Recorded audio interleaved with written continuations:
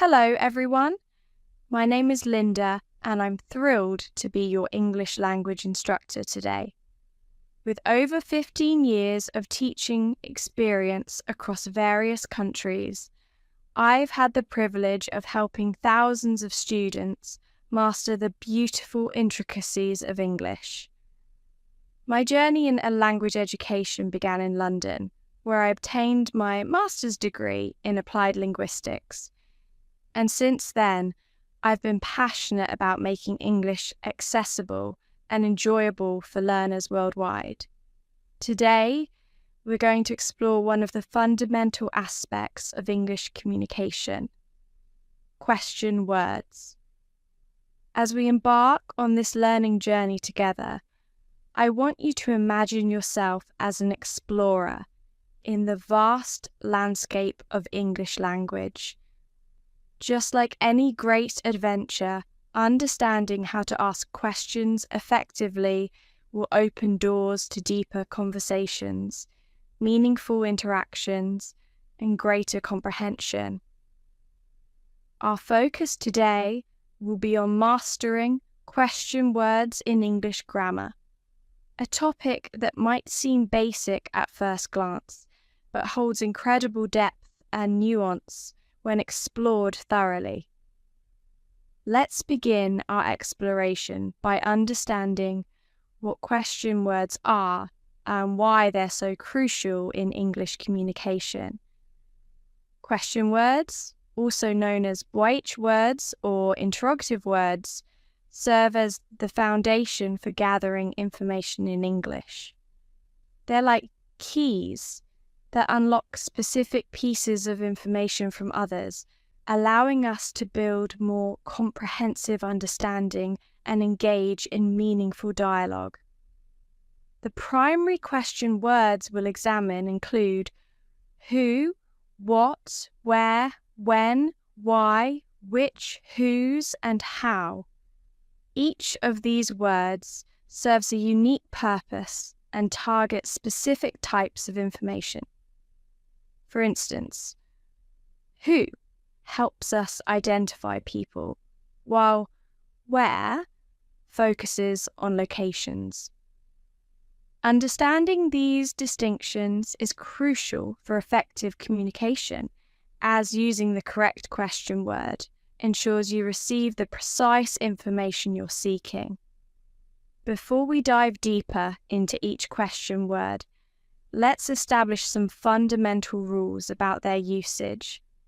First, all question words typically appear at the beginning of a sentence. Second, they require inversion of the subject and verb in most cases. For example, instead of saying, "You are going, where?" we say, "Where are you going?" This structural change is essential for forming grammatically correct questions in English. Now, let's explore each question word in detail, starting with who. The word who specifically targets people and is used when we want to know about individuals or groups of people. It can function as both a subject and an object in a sentence.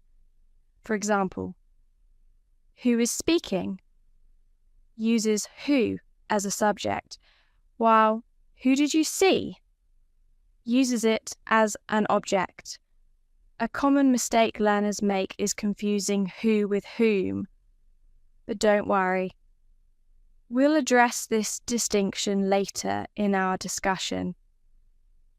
Moving on to what, this versatile question word helps us gather information about things, actions, or concepts. Unlike who, which is limited to people, what can refer to virtually anything else. We use what when asking about objects. What is this? Största activities. What are you doing? Or even abstract concepts. What does this mean? One important note about what is its ability to form both direct and indirect questions, making it particularly useful in various conversational contexts. The question word where focuses exclusively on location. Whether you're asking about physical places, where is the nearest cafe, or metaphorical locations. Where do you stand on this issue? Especially, where always relates to position or place. An interesting aspect of where is its ability to combine with prepositions to create more specific location-related questions, such as whereabouts or where from. When it comes to timing, when is our go-to question word. This temporal interrogative helps us determine specific points in time or periods. From simple questions like, when does the meeting start? To more complex inquiries about historical events or future plans, when allows us to organize our understanding of time-related information. A helpful tip when using when is to remember that it often pairs with time expressions like in, on, or at to provide more precise answers. Perhaps the most philosophical of our question words, why seeks to uncover reasons and motivations. When we ask, why did you do that? Or why is the sky blue? We're delving into the realm of causation and purpose. Using why effectively requires understanding that answers typically involve explanations or justifications, often beginning with because or due to. In academic and professional settings, mastering why questions is particularly valuable for critical thinking and problem-solving discussions. The question word which introduces a slightly different dynamic to our questioning toolkit. While other question words seek open-ended information, which typically implies a choice between alternatives. For example, which book should I read? Suggests there are multiple options available. This makes which particularly useful when narrowing down possibilities or making decisions. An important distinction to note is that which often appears with nouns, as in which colour do you prefer? Next, we have whose, which deals specifically with possession or ownership. While similar to who in targeting people, whose adds the dimension of belonging or association. Questions like, whose bag is this? Or whose idea was it? Help us establish relationships between people and objects or concepts. A common challenge with whose is its pronunciation. Remember that it rhymes with choose rather than house. Finally, we come to how, arguably the most versatile of our question words. How can inquire about methods. How do you cook pasta? Degrees. How tall is the building? Design conditions. How are you feeling? And even quantities. How much does it cost? This flexibility makes how incredibly valuable in everyday conversation, though it can sometimes lead to confusion for learners trying to determine which question word to use. Now that we've examined each primary question word individually, let's explore some important variations and combinations. For instance, many question words can combine with ever to create more emphatic or general questions such as, whatever do you mean? Or whoever told you that? These constructions often carry additional emotional weight or express surprise. Another crucial aspect of the question words is their role in forming indirect questions. Unlike direct questions, which stand alone, indirect questions are embedded within larger sentences. For example, could you tell me where the station is? Contains the indirect question where the station is. Notice how the word order changes compared to direct questions. Instead of, where is the station? We maintain statement or word order in indirect questions. When using question words in continuous speech, it's important to pay attention to intonation patterns. Native speakers typically raise their pitch at the end of yes-no questions, but use falling intonation with WH questions. This subtle difference can significantly impact how your questions are perceived. For instance, where are you going? With falling intonation sounds natural, while rising intonation might make it sound uncertain or incomplete. Let's now address some common challenges learners face with question words. One frequent issue involves choosing between what and which. While both can relate to things, what is generally used when there are many possible answers, whereas which implies a limited set of options. Another challenge arises with how questions, particularly when determining whether to use how much or how many. Remember that how much refers to uncountable nouns, while how many relates to countable ones. An advanced aspect of question word usage involves combining them with other grammatical structures.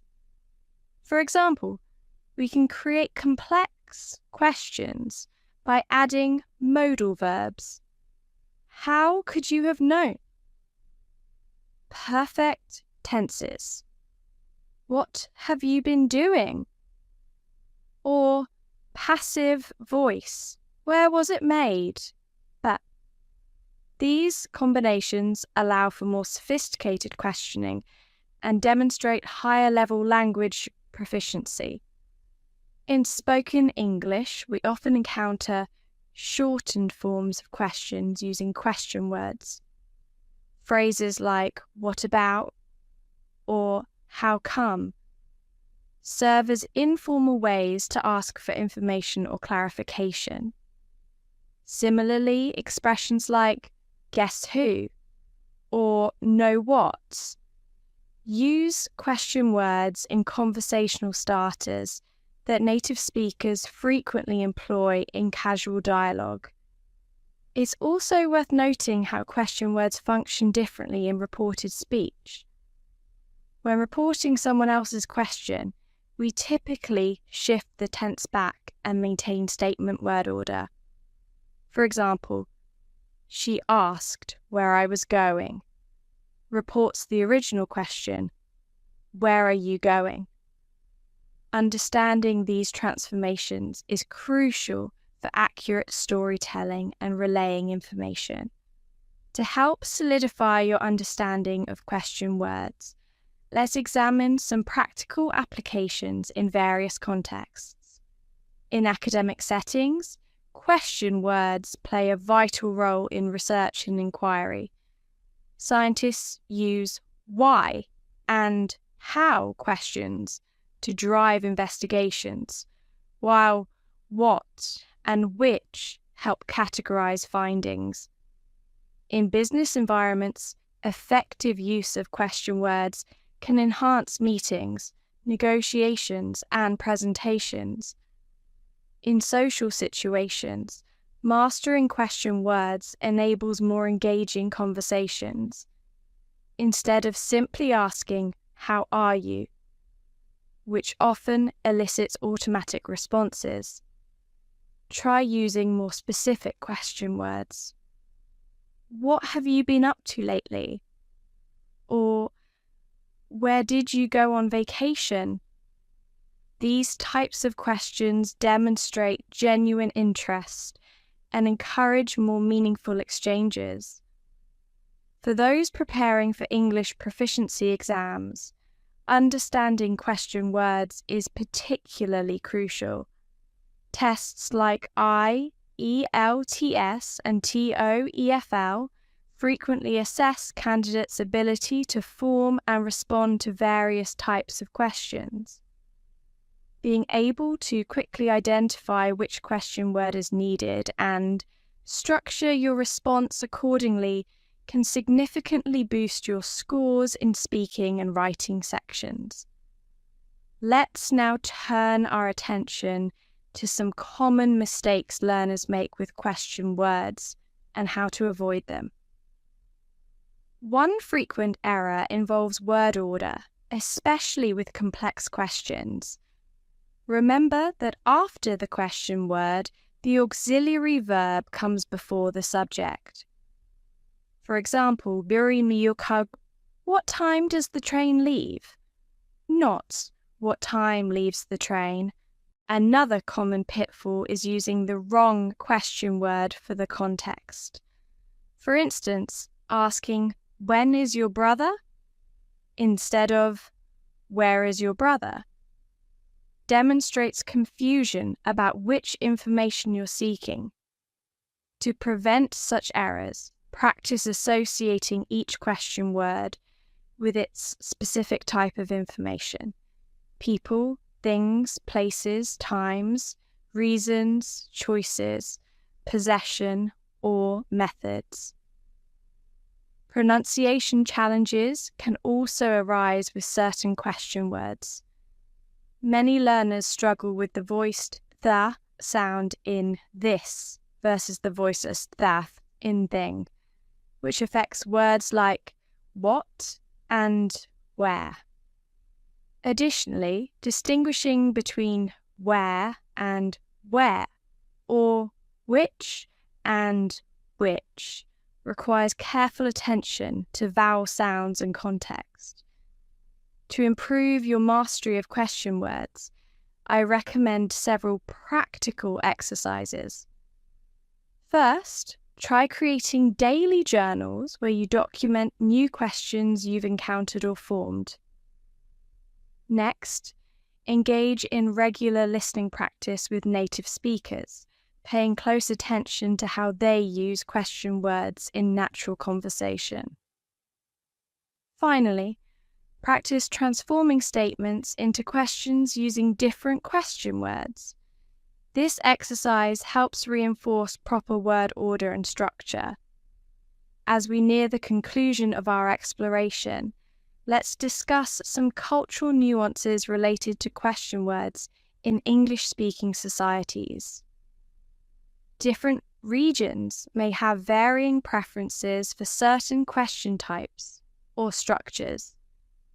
For example, British English speakers might favour "have you got," while American English speakers often prefer "do you have." Understanding these subtle differences can enhance your cross-cultural communication skills. Moreover, the frequency and directness of question usage can vary across cultures. Some English-speaking countries value direct questioning as a sign of engagement and interest, while others might consider too many questions intrusive. Learning to gauge appropriate questioning styles in different social contexts is an important aspect of language mastery. Looking ahead, as English continues to evolve as a global language, we see interesting developments in how question words are used. Digital communication platforms have introduced new conventions, such as using question marks creatively or abbreviating question words in informal texts. However, maintaining proper grammar and structure remains crucial for clear communication in formal settings. To summarize our comprehensive exploration of question words, remember that these linguistic tools are far more than simple vocabulary items. They represent gateways to understanding, bridges between knowledge gaps, and catalysts for meaningful interaction. By mastering the proper usage of who, what, where, when, why, which, whose, and how, you equip yourself with powerful instruments for effective communication in English. As we conclude today's lesson, I encourage you to view question words not just as grammatical elements, but as opportunities for connection and discovery. Every question you form is a step toward deeper understanding and more authentic engagement with the English language. Practice regularly, remain curious about their applications, and don't hesitate to experiment with different combinations and contexts. Remember, language learning is a journey without a final destination. Even as a seasoned educator, I continue to discover new facets of English every day. Embrace this ongoing process with enthusiasm and patience, and you'll find that question words become not just tools for gathering information, but instruments for building relationships and expanding your worldview. Thank you for joining me on this detailed exploration of question words in English grammar. I hope you found this session informative and inspiring. As you continue your language learning adventure, keep asking questions. After all, that's how we grow our understanding and mastery of any language. Safe travels on your English language journey.